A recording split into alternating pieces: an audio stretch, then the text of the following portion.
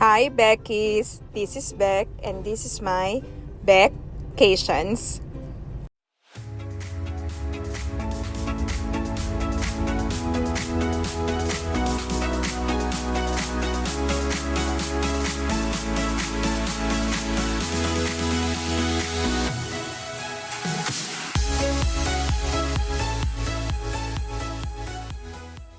Today, I'm gonna share with you my Boracay experience on two different occasions.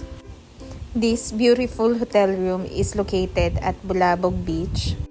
We got super lucky back in 2022 because we discovered this super beautiful hotel room and I'm gonna show you what's outside. May table and chairs sa labas where you can have breakfast or candlelight dinner. With this majestic view, sino nga ba namang hindi maiengganyong umupo-upo sa labas and just appreciate the nature. Beachfront nga pala yung location neto at may sariling pool. Di na madama ko na nga yung hangin kasi ang sarap talaga ng hangin sa probinsya. Pero medyo nakakatawa at natawa na nga lang din ako sa ginagawa ko. May fully functional kitchen nga pala sila na pwede kang mamalengke sa dampa at magluto. Kompletong may microwave, may ref. Dapat din yung hot plate na stove nila. 2 bedrooms nga pala dito. At eto nga yung master's bedroom. Nakikita nyo naman, very spacious yung lugar. Even yung cabinet, sobrang laki. Massive. Ideal talaga kung magtatagal ka dito sa lugar na to. Hindi ko na nga ma-contain yung excitement at happiness ko habang tinitignan ko tong lugar na to. Lalo na, nung na-surprise akong nakita ko tong jacuzzi. Perfect na perfect solo namin.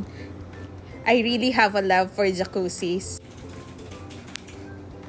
Kaya napasayaw pa nga ako. Eto nga pala yung side na malapit sa New Coast. Meron nga ng unique na rock formation dito na may butas sa gitna kaya tinawag na keyhole. Eto nga yung time na bago pa lang nauuso yung crystal kayak sa Boracay. Kaya sinubukan na rin namin. Conscious pa nga ako kaya itinakip ko na lang sa tiyan ko yung hat ko.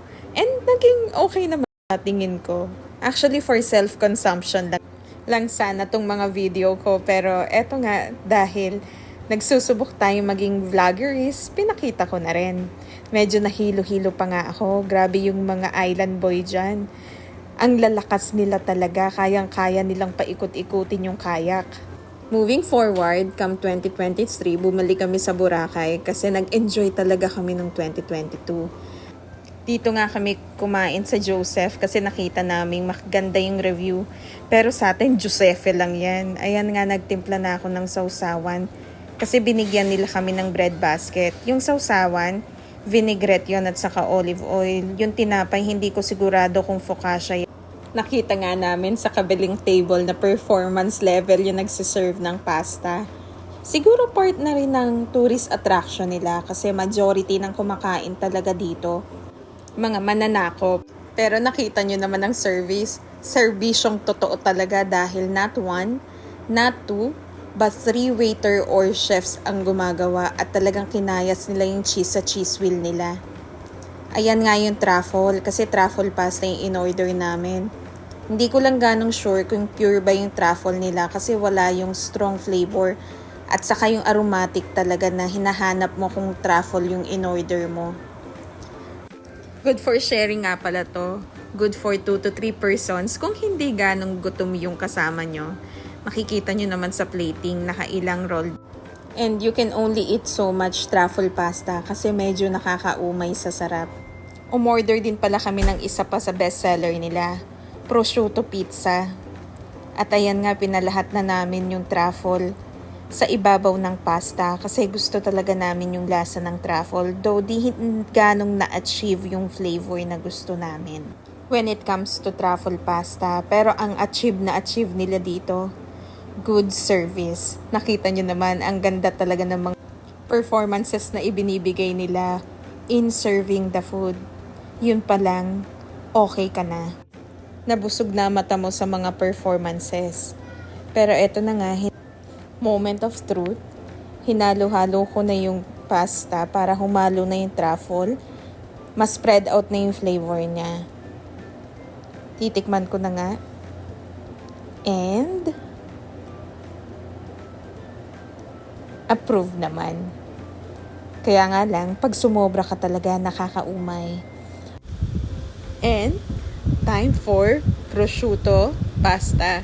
Pagpasensyahan nyo na, medyo dugyot na yung peg ko dahil sa pagod maghapon kalalakad. At saka yung iba talaga yung hangin na ibinibigay sa'yo ng dagat.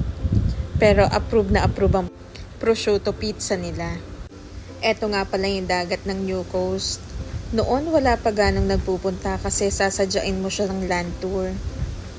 Eto, sa harapan naman to ng Astoria. Aminin nyo, madaming nakakain sa Astoria dahil sa pagpunta dito sa lugar na to, naalok ng buffet. Ang ganda talaga ng Boracay kung hindi lang overpriced na. Ang pangalan nga pala nung pinagstayan namin, Seven Stone. Thank you for watching, Becky's. Till our next vacations.